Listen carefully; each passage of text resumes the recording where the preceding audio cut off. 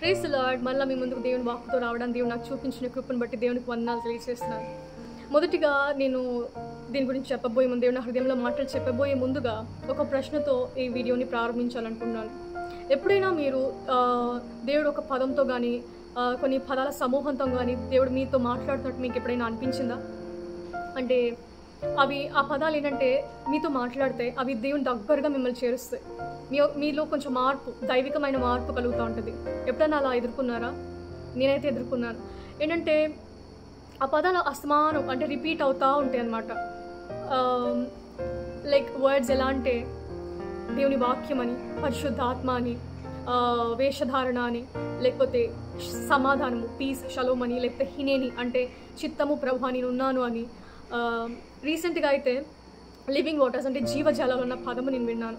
ఇవన్నీ వింటా ఉన్నప్పుడు కొన్ని నెలలుగా రకరకాల పదాలు సీజన్కి తగినట్టు దేవుడు నాకు అలా చెప్తున్నప్పుడు నేను అది రాసుకుందామని అనుకున్నాను, కానీ రాసుకోలేదు. కానీ నా హృదయంలో మాత్రం నేను దాచుకున్నాను. ఈసారి లివింగ్ వాటర్స్ అస్తమానం రిపీట్ అవుతూ ఉన్నప్పుడు నేను రాసుకుందామని సమయం తీసుకుని రాసుకున్నాను. అయితే ఈ లివింగ్ వాటర్స్ ఏంటి ప్రభా నేను దేవుడిని అడిగాను. అయితే దాని తర్వాత నేను గూగుల్ చేస్తాను. గూగుల్ చేస్తే అది లివింగ్ వాటర్స్ అంటే సమృద్ధి అయిన జీవం అని రిజల్ట్ ఇచ్చింది. అంటే దానికి ఉన్న కాంటెక్స్ట్ అంతా బేస్ చేసుకునే రిఫరెన్సెస్ అన్ని చూస్ చేసి అబండెంట్ లైఫ్, సమృద్ధి అయిన జీవం అని ఇచ్చింది. నేను తృప్తి చెందలా. మళ్ళీ దేవుని అడిగా, దేవా వాక్కు నుంచి నాతో మాట్లాడు ప్రభు అన్నాను. అయితే ఒకసారి చర్చ్కి నేను వెళ్ళాను. అది వెడ్నెస్డేనా సాటర్డేనా నాకు తెలియదు, కానీ వన్ ఆఫ్ ద సర్వీసెస్ అనమాట. నేను నా బైబిల్ తెరిచి కూర్చున్నాను. అక్కడ ఆరాధన జరుగుతుంది.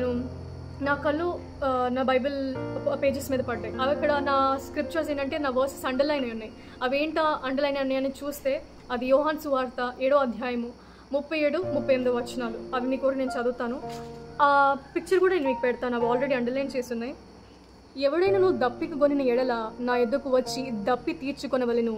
నా యందు విశ్వాసముంచు వాడెవడో లేఖనము చెప్పినట్లు వాని కడుపులో నుండి జీవజల నదులు పారునని బిగ్గరగా చెప్పాను. హల్లెలూయా.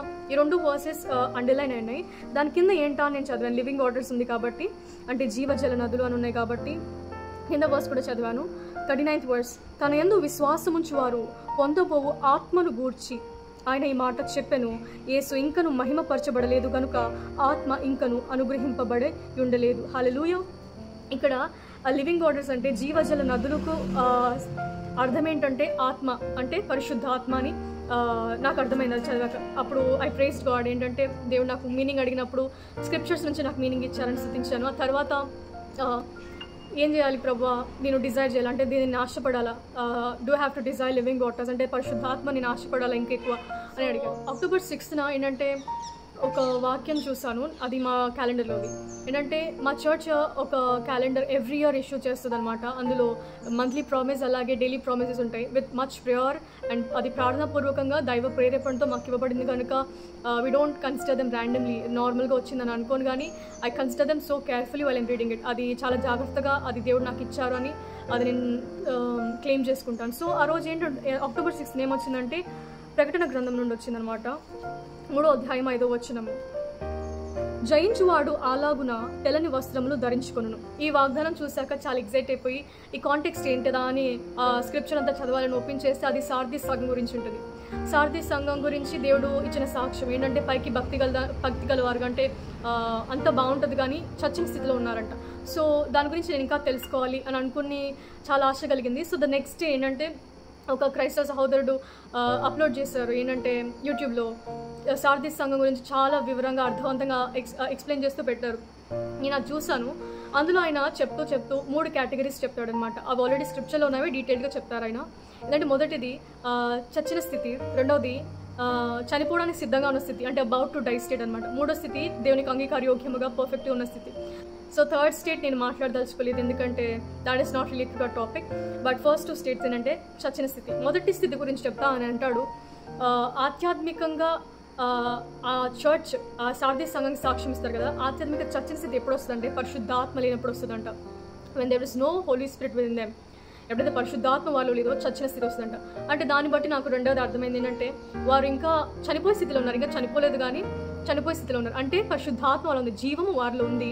అయినప్పటికీ వారు చనిపోయే స్థితిలో ఉన్నారంటే ఆయన స్వరానికి, పరిశుద్ధాత్మ దేవుని యొక్క స్వరానికి చెవినివ్వట్లేదు, ఒబీడియన్స్ చూపించట్లేదు, విధేయత చూపించట్లేదు అని అర్థమైంది. సో ఇక్కడ దీన్ని బట్టి మనం అర్థం చేసుకోవాల్సింది ఏంటంటే, వాట్ ఐ అండర్స్టూడ్ యాక్చువల్లీ, నేనేం అర్థం చేసుకున్నానంటే, చచ్చిన స్థితి అంటే పరిశుద్ధాత్మ లేకపోవడము, పరిశుద్ధాత్మను కలిగి ఉండడం అంటే జీవము కలిగిన స్థితి కదా. So keep this in mind, ఇది మైండ్లో పెట్టుకో. అలాగే ఆ అన్నయ్య ఇది ఎప్పుడైతే వివరిస్తున్నాడో నాకు గుర్తొచ్చిన పాట ఏంటంటే, జీవనదిని నా హృదయంలో ప్రవహింపజేయమయ్య. ఈ పాటలో ఇదొక ప్రార్థనాపూర్వకమైన పాట కదా. జీవనదిని అంటే నాకు అప్పుడు అర్థమైంది, జీవనది అంటే పరిశుద్ధాత్మ కాబట్టి అంటే ఆ పాట అర్థమైంది, కానీ అర్థవంతంగా ఇంకా బాగా అర్థమైంది ఏంటంటే, పరిశుద్ధాత్మను కలిగి ఉంటేనే ఆ చచ్చిన స్థితి, శరీర క్రియలు నశించిపోవడము, ఆత్మవరాలు కలిగి ఉండడం, ఆత్మఫలాలు ఫలించడము కదా. చాలా చక్కని పాట. సో ఈసారి అది పాడిన ప్రతిసారి కూడా నాకు ఇదే గుర్తొస్తుంది, అంటే పరిశుద్ధాత్మ గురించి ఆశించడము, జీవజాలను ఆశించడం అంటే పరిశుద్ధాత్మను ఆశించడము. హల్లెలూయా. అలాగే మనము మాట్లాడుకునేది లివింగ్ వాటర్స్ గురించి కదా. మన టాపిక్ వచ్చేస్తే లివింగ్ వాటర్స్ అనగానే మీకు ఏం జ్ఞాపకం వస్తుంది? నాకైతే సమారిటన్ ఉమెన్ అంటే సమరయ స్త్రీ అలాగే యేసుక్రీస్తుకు మధ్య జరిగిన సంభాషణ గుర్తొస్తుంది కదా. సో ఆబ్వియస్గా దాని గురించి మనం ఆలోచిస్తే సమరయ స్త్రీ గురించి అలాగే యేసు ప్రభు వారి గురించి వారి మధ్యన జరిగిన సంభాషణ మనకు తెలుసు కదా. ఆమెను నీళ్ళు అడిగితే జ్యూస్కి అలాగే సమారిటన్స్కి డీలింగ్స్ లేవు కాబట్టి రిఫ్యూజ్ చేస్తుంది ఇవ్వడానికి. ఆయన అంటాడు తిరిగి, ఎవరు నిన్ను అడుగుతున్నారో నీకు తెలిస్తే నువ్వే ఆయన అడుగుతావు, ఆయన నీకు జీవ జలాలు ఇచ్చేవారు అని చెప్తారు కదా. అప్పుడు ఈ కాంటెక్స్ట్ అంతా మనకు తెలుసు. సో నేను దాన్ని ఎక్స్ప్లెయిన్ చేయాలనుకోవట్లేదు, కానీ లివింగ్ వాటర్స్ మన టాపిక్ కనుక let's get into that. John 4 అంటే యోహాను సువార్తలో 4వ అధ్యాయము 13-14 వచనాలు చూద్దాము. అందుకు యేసు, ఈ నీళ్లు త్రాగు ప్రతివాడును మరలా దప్పిగొనును, నేనిచ్చు నీళ్లు త్రాగువాడు వాడెప్పుడూ దప్పిగొనడు, నేను వానికిచ్చు నీళ్లు నిత్య జీవమునకై వానిలో ఊరడి నీటి బుగ్గగా ఉండనని ఆమెతో చెప్పాను. హల్లెలూయా. ఇక్కడ ఏమన్నారు? నేనిచ్చు నీళ్ళు. ఆయన ఏమి ఆఫర్ చేస్తున్నారు? ఏ నీళ్ళు ఆఫర్ చేస్తున్నారు? లివింగ్ వాటర్స్ కదా. ఆ నీళ్లు తాగేవాళ్ళంట, ఆ నీళ్లు త్రాగు ప్రతి వాడును మరలా దప్పిగొనను. ఏవి? నార్మల్ నీళ్ళు. కానీ ఆయన ఇచ్చే నీళ్ళు తాగేవాడు ఎప్పుడు దప్పిగొనడంట. ఆ నీళ్లు నిత్య జీవమునకై వారిలో ఊరెడి నీటి బుగ్గగా ఉండడని ఆమెతో చెప్పాను. అంటే ఆ లివింగ్ వాటర్స్ తాగితే నిత్య జీవానికి కారకం అవుతాయి అంట. అంటే జీవజలాలు అంటే నిత్య జీవము. ఇందాక మనం చూసాం కదా, పరిశుద్ధాత్మ అంటే జీవము కలిగిన స్థితి అని సార్ది సంఘం గురించి మనం చెప్పినప్పుడు. అంటే కదా బై దిస్ మనం ఏం అర్థం చేసుకోవాలి అంటే, జీవజలాలు that is equals to holy spirit అంటే పరిశుద్ధాత్మ ఈజ్ ఈక్వల్స్ టు నిత్య జీవము. అంటే జీవజలాలు ఆశించడం అంటే పరిశుద్ధాత్మను ఆశించటము, జీవజలాలు తాగడం అంటే పరిశుద్ధాత్మ నింపుదల కలిగి ఉండటము. దాన్ని బట్టి మనము నిత్య జీవానికి వారసులుగా అవుతాం. హల్లెలూయా. అంటే పరిశుద్ధాత్మ కలిగి ఉన్నామంటే మనం యేసుని కలిగి ఉన్నామని కదా. యేసు నమ్మిన వారిలో ప్రతి ఒక్కరిలో పరిశుద్ధాత్మ ఉంటేనే మనం యేసు దేవుడు అని చెప్పగలుగుతాం. సో యేసు నమ్మిన వారందరికీ నిత్య జీవం అని ప్రభు చెప్తా ఉన్నారు. ఇంకొకటి ఏంటంటే, యోహాను సువార్త 4వ అధ్యాయంలోని 13-14 వచనాలు మరలా ఒకసారి చదువుకుందాము. అందుకు యేసు, ఈ నీళ్లు త్రాగు ప్రతివాడును మరలా దప్పిగొనును, నేనిచ్చు నీళ్లు త్రాగువాడు ఎప్పుడునూ దప్పిగొనడు. హల్లెలూయా. ఇక్కడ మనం 2 సార్లు చూస్తున్నాం కదా 13-14 వర్సెస్లో దప్పిక అని. దప్పిక అంటే ఏంటి? థర్స్ట్ కదా. దప్పిక అంటే మనం దాహం అంటే నీళ్లు బట్టి లేదా ఏదైనా పానీయాలు బట్టి మనము దాహం తీర్చుకోవడము, హైడ్రేట్ అవటము, అదే మనకు తెలుసు. అది మనకు తెలుసు ప్రైమరీగా కదా. ప్రైమరీ మీనింగ్ మనకు అది తెలుసు. కానీ ఇంకో మీనింగ్ ఉందంట. ఇంగ్లీష్లో ఏమనంటే స్ట్రాంగ్ డిజైర్ అని ఉంటుంది. ఆ స్ట్రాంగ్ డిజైర్ అంటే బలమైన కోరిక, బలమైన వాంఛ. అయితే ఇక్కడ ఈమె యొక్క బలమైన కోరిక ఏదైందో, ఆ యొక్క తృష్ణ ఆమెకి ఏమైందో, ఏ దప్పిక అయితే ఆమెకుందో అది తెలుసుకొని యేసు ప్రభు వారు ఆమెను కలుసుకోవడానికి ఆ సమయానికి అక్కడికి వచ్చారు. ఆమె దప్పికను తీర్చారు, జీవజాలను అనుగ్రహించారు, ఆమె తృప్తిపరచబడింది. హల్లెలూయా. అయితే ఇది ఇప్పుడు మనం అప్లై చేసుకుంటే మన జీవితాలకు మన దప్పిక ఏమైంది అంటే, దప్పిక అంటే బలమైన కోరిక కదా, బలమైన వాంఛ. సో మన కోరిక, మన వాంఛ అది కూడా బలమైనదంట. ఏమైంది? మన హృదయాల్లోంచి ఆమె హృదయం చూసి దేవుడు అక్కడికి వచ్చారు కదా. మన హృదయాల్లో దేవుడు చూస్తే ఏముంటాయి? మంచి ఉంటాయా, చెడు ఉంటాయా? అంటే చాలామందికి బలమైన కోరికలుగా బేసిక్ కమ్యూనిటీస్ కూడా ఉంటాయి. చాలామంది మనం అనుభవించే కూడా, అంటే ఫుడ్ కానీ, క్లోదింగ్ కానీ, అంటే ఆహార పానీయాలు, వేసుకోవడానికి బట్టలు, ఉండడానికి ఇల్లు లేని వారు చాలామంది ఉంటారు. బేసిక్ కమ్యూనిటీస్ని చాలా స్ట్రాంగ్గా ఆశించేవారు. దాని కొరకు నేను చెప్పట్లేదు. లేకపోతే కొన్ని మంచి కోరికలు ఉంటాయి, వాటి కొరకు నేను చెప్పట్లేదు. కానీ లోక సంబంధమైన ఫుటైల్ డిజైర్స్ అంటే లోక సంబంధమైన కోరికలు ఏవైతే దేవునికి హేమో, దేవుని దృష్టికి హేమో, అవి ఉన్నాయో మన హృదయాల్లో. దేవుడు మన హృదయంలో అవి చూస్తూ ఉన్నారా? ఆ వాంఛ ఉందా మన హృదయాల్లో? బలమైన రీతిలో ఉందా? ఒకవేళ అలా ఉంటే దేవుడు అంటున్నాడు, కమ్ టు మీ. నువ్వు దాహం కలిగి ఉన్నావా? నువ్వు నా ఎదుకు రా, నువ్వు తృప్తిపరచబడతావు అంటున్నారు. ఎలా? 7వ అధ్యాయం మనం చూద్దాము. 7వ అధ్యాయం 37-38 వచనాలు. ఎవడైనా నువ్వు దప్పికొని ఎట్లా నా ఎద్దకు వచ్చి దప్పి తీర్చుకునేవాళ్ళను. ఒకవేళ నీకు దప్పికుంటే, లోక సంబంధమైన కోరికలు ఉంటే దేవుని ఎద్దకు వెళ్తే నీ మోటివ్స్ మార్చబడతాయి, అంటే నీ కోరికలు మార్చబడతాయి. అది ఎటువంటిది అయినప్పటికీ నువ్వు ఇదిగో ఇది నాకు ఈ విషయాల్లో ఇలా ఉంది ప్రభు అంటే విల్ చేంజ్ యూ మోటివ్స్. ఆయన ఇచ్చి నీళ్ళు త్రాగినప్పుడు the living water that he's offering you, ఏదైతే ఆ జీవజలాలు నీకు ఇస్తున్నాడు, ఆయన ఇస్తా అంటున్నాడు, సిద్ధంగా ఉన్నాడు. కానీ మనం తీసుకోవడానికి మనం ముందు అడుగు వేయాలి. సో ఆయన ఆహ్వానిస్తూ ఉన్నాడు, సిద్ధంగా ఉన్నాడు ఇవ్వడానికి. So we have to go. మనం వెళ్ళాలి. మనం వెళ్ళి మనం అవి తాగినప్పుడు మన హృదయంలోని మోటివ్స్ అన్నీ కూడా మార్చబడతాయి. శ్రేష్టమైన మనం ఆశించే వారు ఉంటాం. బైబిల్లో ఉంటుంది కదా, ఎర్నెస్ట్లీ డిజైర్ గుడ్ థింగ్స్ అని. తెలుగులో ఏముంటుందో నాకు సరిగ్గా తెలియదు. శ్రేష్టమైనవి అపేక్షించాలని, అంటే ఆనెస్ట్లీ డిజైర్ గుడ్ థింగ్స్ అంట. మనము మంచివి ఆశించాలంట, మంచివి కోరికలిగి ఉండాలంట. ఈ ఫుటైల్ డిజైర్స్ అంటే శరీరాశ, నేత్రాశ, జీవపటంబం, ఇవి కాదు దేవుడు మనల్ని కోరుకునేది. ఇవి కాదు శరీరాశ, అది కూడా ఆశ కదా. అటువంటి ఆశలు కాదంట, అటువంటి వాంఛలు కాదంట. మనకు కావాల్సినవి దైవ సంబంధమైన కోరికలు. ఇదిగో జీవజలాలను ఆశించాలని దేవుడు మనల్ని కోరుకుంటున్నాడు. బలమైన రీతిలో ఆశించాలని కోరుకుంటున్నాడు. అది ఆశిస్తే ఇంకెన్నడూ తప్పికొనంట. ఈ లోక సంబంధమైన ఆశించామనుకోండి, లైక్ కొంచెం అది మనం ఏవైతే కావాలనుకుంటున్నామో అది పొందుకుంటాం. The worldly thing I'm speaking about, అంటే లోక సంబంధమైన మనం అది ఆశిస్తాము, అది పొందుకుంటాము. దాంతో తృప్తి చెందుతామా? No, we want more of it కదా. ఇంకా కావాలనుకుంటాం, ఇంకా దానికి ఫుల్ స్టాప్ ఉండదు, పీరియడ్ ఉండదు. కానీ ఏమనుకుంటాం, ఇంకా కావాలనుకుంటాం, తృప్తి చెందము కదా.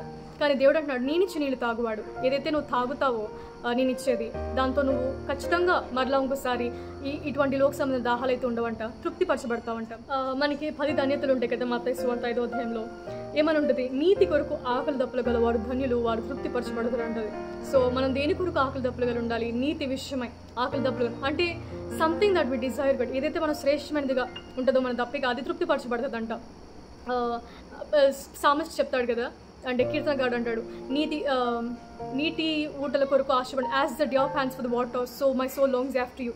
అంటే నీటి బుగ్గల కొరకు దుప్పిలు ఆశ కలిగినట్లు దేవ నా ప్రాణం నీ కొరకు తృష్ణ గురించినది. సో అటువంటి తృష్ణలు దేవుడు తృప్తిపరచడానికి ఇష్టంగా ఉన్నాడంట. సో మనం ఆశించాలి. అటువంటి ఆశలు ఎప్పుడు కలుగుతాయి? మనలో జీవజలాలు మన హృదయంలో పాడుతున్నటువంటి ఆశలు వస్తాయి. సో మనల్ని అవన్నీ అటువంటి మంచి కోరికలు మనం కలిగి ఉండాలంటే అంట మనం ముందుగా ఆశించాల్సింది పరిశుద్ధాత్మని మన హృదయాల్లో కలిగి ఉండాలి. అంటే జీవజలాలను అపేక్షించాలంట, వాటిని బాగా ఆశించాలంట. So God is asking us, offering us and giving us an invitation. ఏమనంటే, తప్పిగున్నావా, నువ్వు నా దగ్గర నేను నీకు ఇస్తాను, ఒక నీళ్ళు ఇస్తాను, అవి నువ్వు త్రాగు, అప్పుడు నువ్వు తృప్తి చెందుతావు అని అంటా ఉన్నారు. The second part of the story ఏంటంటే, ఎప్పుడైతే ఆమె యేసు ప్రభు వారి దేవుడు అని తెలుసుకుందో, ఆమె తృష్ణ ఏదైతే ఆమె తీర్చుకుందో, ఆమె దప్పిక ఏదైతే తీర్చుకుందో, జీవజలాలను తీసుకుని యేసు ప్రభు వారి నుంచి ఆమె ఏం చేసింది? ఆమె కుండ అక్కడ విడిచిపెట్టిందంట. మనం చూడొచ్చు కదా, 28 వర్స్లో అనుకుంటా. Let's see 4:28.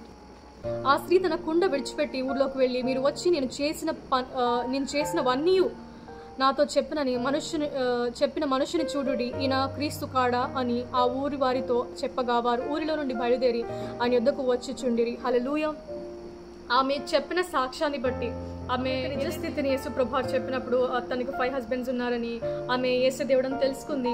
ఆమె తెలుసుకోవడమే కాకుండా ఆమె యేసే ఇచ్చిన జీవజలాలు తీసుకుంది, తృప్తి చెందింది, చాలా సంతోషం ఉంది. నేను ద చోజన్ అని ఒక మూవీ క్లిప్ చూశాను, జీసస్ క్రైస్ట్ గురించి, సమారిటన్ ఉమెన్ గురించి.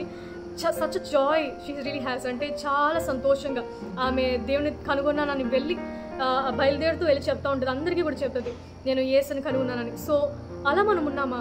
We have to really ask hour-selves, మనం ఆమెలా ఉన్నామా? మనం ఎప్పుడైతే యేసుని ఎన్కౌంటర్ చేసామో, ఆమె ఎప్పుడైతే యేసు ప్రభావాన్ని తెలుసుకుందో ఆమె వెంటనే ఆగక వెళ్ళి చెప్పేసిందంట, మనం కూడా యేసుని తెలుసుకున్నాము, మనం కూడా ఆ యొక్క దప్పికను తీర్చుకున్నాం కదా, యేసు ప్రభువారు ఇచ్చే జీవజలాలను మనం పొందుకున్నాము, ఎవర్ లాస్టింగ్ లైఫ్ని మనము ఆయన బట్టి మనం పొందుకున్నాం కదా. అలాగే మనం ఆ మీడియా లాగా ఉన్నామా? మనం ఆ యొక్క ఛానల్ లాగా ఉన్నామా? వేరే వారికి ప్రొక్లెయిమ్ చేసేవారిగా, వేరే వారికి ఆ జీవజలాలు అందజేసేవారిగా ఒక మీడియాగా మనం ఉన్నామా? అవి లైక్ దాట్, అది మనం ప్రశ్నించుకోవాలి. సో ఇక్కడ ఆమె ఏంటి? ఆమె తృప్తి చెందింది జీవజలాలతో. ఆమె వెళ్ళి వారి ఊర్లో వారికి చెప్పింది, వారు ఆమె మాట విని ఆయన యొద్దకు వచ్చారు, వారు కూడా తృప్తి చెందించబడి, వారికి ఏ దాహం ఉందో ఆ దాహము తీర్చబడింది, వాళ్ళు కూడా ఆ జీవజలాలను పొందుకున్నారు, నిత్య జీవాన్ని పొందుకున్నారు. హల్లెలూయా. ఇంకొకటి నేను మీతో చెప్పాలనుకున్నాను ఏంటంటే, మా పాస్టర్ గారు ఒక సాంగ్ రాశారు, కుమ్మరించని సాంగ్. అది నేను మీకు పాడను కానీ at the end of the video నేను మీకు ప్లే చేస్తాను, వినండి. అది ప్రార్థనాపూర్వకంగా ఉంటుంది కనుక why don't you sing like a prayer? అది మీరు విన్నప్పుడు అది ఒక ప్రార్థన లాగా మీరు పాడుకోండి. Let's be like the Samaritan men. మన నిజస్థితి మనకు తెలిసినప్పుడు, జీవజలాలను మనం పొందుకున్నాక మనం కూడా ఆ జీవజలాలను వేరే వారికి అందించి ఒక ఛానల్గా మనం ఉన్నప్పుడు, that is such kind of blessing will ever receive from God. హల్లెలూయాలో ఈ వీడియో ఎవరు చూస్తారో నాకు తెలియదు, కానీ దేవుడు అంటున్నాడు, నీకు ఎటువంటి డిజైర్ ఉన్నా నువ్వు నా ఎద్దకు వచ్చి నీనిచ్చి నీళ్ళు త్రాగితే నీ డిజైర్స్ ట్రాన్స్ఫర్మ్ అవుతాయి, నీ మోటివ్స్ మార్చబడదు, నీ జీవితం మార్చబడదు. అప్పుడు నువ్వు ఆశించవలసినవి ఆశిస్తావంట. ఏదైతే ఆశించాలో, ఏవైతే మంచివో, ఏవైతే శ్రేష్టమైనవో అవి నువ్వు ఆశిస్తావంట. సో అప్పుడు నీ దప్పిక తీర్చబడుతుందంట, తృప్తి చెందుతావంట. హల్లెలూయా. అలాగే ఇదంతా అయిపోయాక ఫైనల్గా నేను చెప్పేది ఏంటంటే, మనకి దేవుడు చెప్పేది ఏంటంటే, మన బలమైన ఆశగా వాంఛగా జీవజలాలు ఉండాలి, అంటే పరిశుద్ధాత్మ ఉండాలి.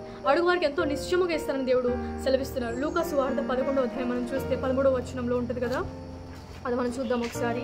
11:13 పరలోకమందున్న మీ తండ్రి తను అడుగు వారికి పరిశుద్ధాత్మను ఎంతో నిశ్చయముగా అనుగ్రహించిన నేను. హల్లెలూయా.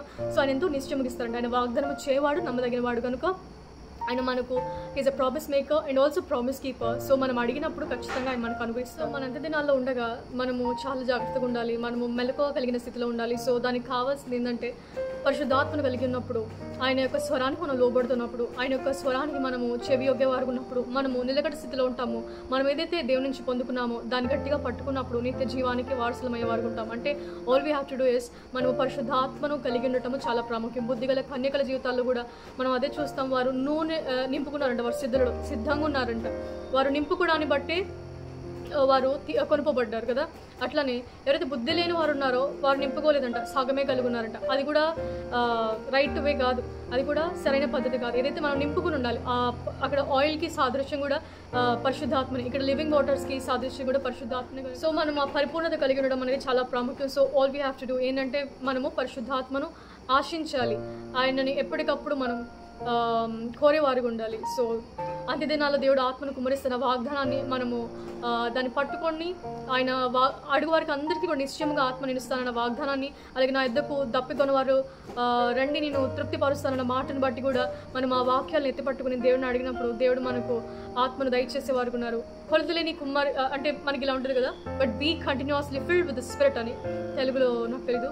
But be continuously filled with the holy spirit అంటే అస్తమానము కూడా మనం నింపబడేవారు. వాక్యం అంటుంది, లోక సంబంధం అన్నీ కూడా జయించాలి అంటే ఆత్మతో నింపబడాలంట. పరిశుద్ధాత్మతో నింపబడితే శరీర క్రియలు మనం నెరవేర్చమంట.